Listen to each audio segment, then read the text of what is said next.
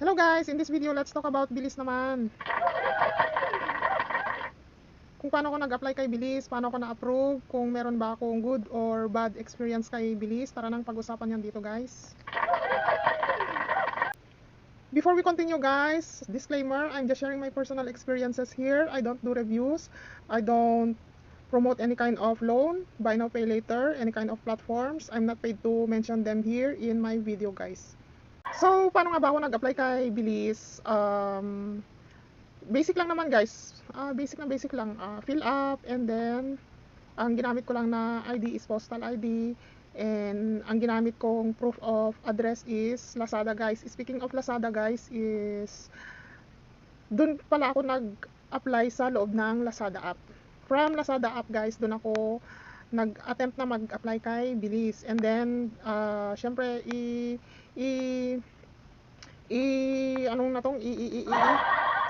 ipapa-install sa'yo yung app ni Bilis. So, syempre, in-install mo si Bilis, then dun mo ipinagpatuloy yung pag-a-apply, and then,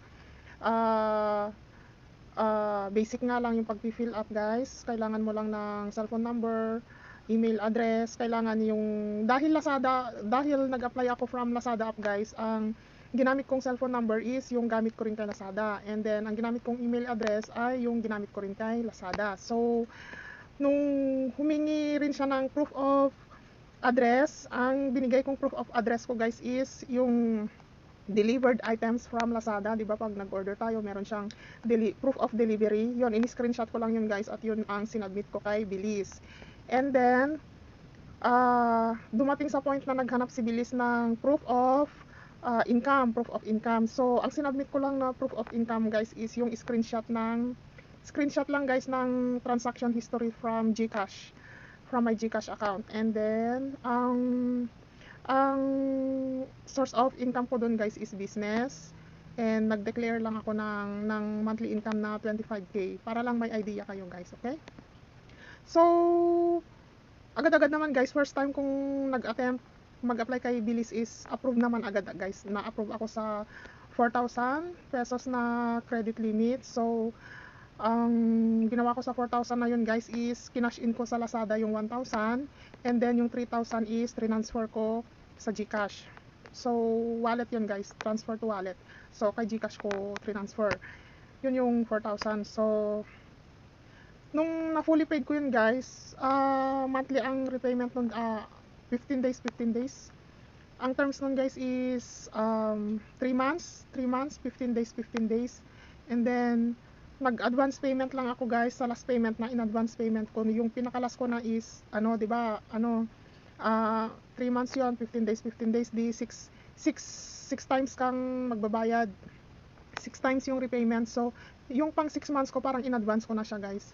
And then nung na-fully pay ko siya, nag-increase siya ng 5,800. So, yung 4,000 na na-approve sa akin, nadagdagan ng 1,800.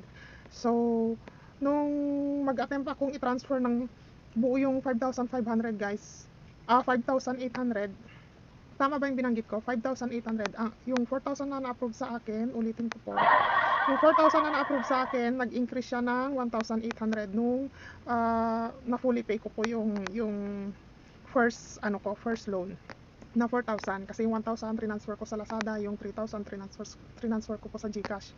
The same day rin po yata yun, kasi tinignan ko kung paano ba siya mag-work. Di ba pag transfer mo siya sa Lazada, hindi mo siya pwedeng i-cash out. Kailangan pag transfer mo siya sa Lazada, gamitin mo siyang pangbili sa loob ng Lazada, ng mga products sa Lazada. So yung 5,800 kung credit limit ngayon guys is nag-attempt akong i-transfer siya sa GCash ng buo, kasi hindi ko pa na ano tawag nito? Hindi ko pa na-unlock yung cash loan, 'di ba? May procedure yung cash loan, 'di ba? May mga pagdadaanan tayo bago natin ma-unlock yung cash loan. So, transfer via wallet muna siya, via GCash or Paymaya, ganun. And nag-attempt akong i-transfer yung 5,800, hindi pwede guys. Kailangan 5,000 lang yung pwedeng i-transfer, tapos yung 800 matitira sa account mo. Ngayon, ang ginagawa ko naman sa 800 na yun guys is ilang beses ko na rin naman na siyang nagamit-gamit sa buying load guys. Bali yung 800 na natira nga sa account guys is parang revolving na siya guys. Parang parang revolving credit na po siya. Pag ginamit mo siyang pang buy load, tapos binayaran mo din before your due date, babalik yun sa account mo, pwede mo ulit siyang gamitin para pang buy loads. Hindi nga lang siya pwedeng i-transfer sa Lazada, hindi na siya pwedeng i-transfer sa wallet, hindi na rin siya pwedeng i-gamitin sa shop ni Bilis. And pay bills, pwede siya sa pay bills. So, yun nga, hindi ko pa na-unlock yung cash loan niya, guys. And FYI, guys, nag-apply lang ako kay Bilis nung last February 2025 lang, guys. So, today is June 2025. So, February, March, April, May, June. Bale, estimated magpa 5 months pa lang ako kay Bilis. So, yun nga, guys, medyo mabagal yung increase ni Bilis, pero okay lang naman. At ang nakakasad lang naman is gusto ko sanang ma-experience si G-Gibbs. Kahit one time lang sana, gusto kong ma-experience si G-Gibbs na gamitin pang repayment kay Bilis. For charged experience lang ba?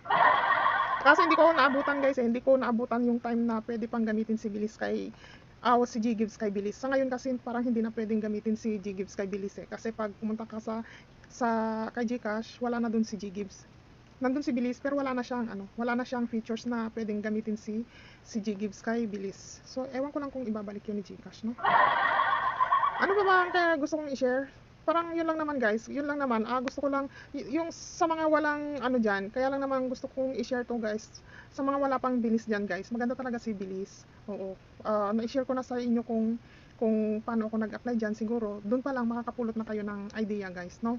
Ayun, ang naging requirements ko lang naman is yung proof of address. Ginamit ko lang yung delivered products from Lazada. In-screenshot ko lang po yung address noon, and then gumamit lang ako ng postal ID, and then nag-declare lang ako ng 25k na monthly income, and then screenshot lang po ng Gcash transaction. Yun, approve naman po agad-agad. Pero siguro depende rin kasi alam mo na si Bilis, legit yan. May access yan sa ating mga credit scoring, ganun, credit history. So, ewan ko kung may kinalaman po yun nung na-approve ako, no?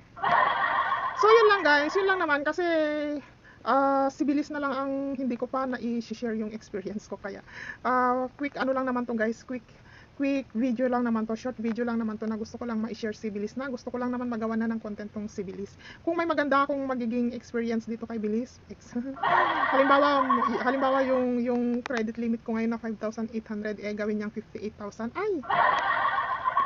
Agad-agad, guys, gagawan ko ng video. Charot. So yun lang, guys. See you on my next video. Thanks for watching. And subscribe na, guys. Hit that like button, please. And share na rin kung may time. And thanks for watching. See you on my next video. Ingat po kayo.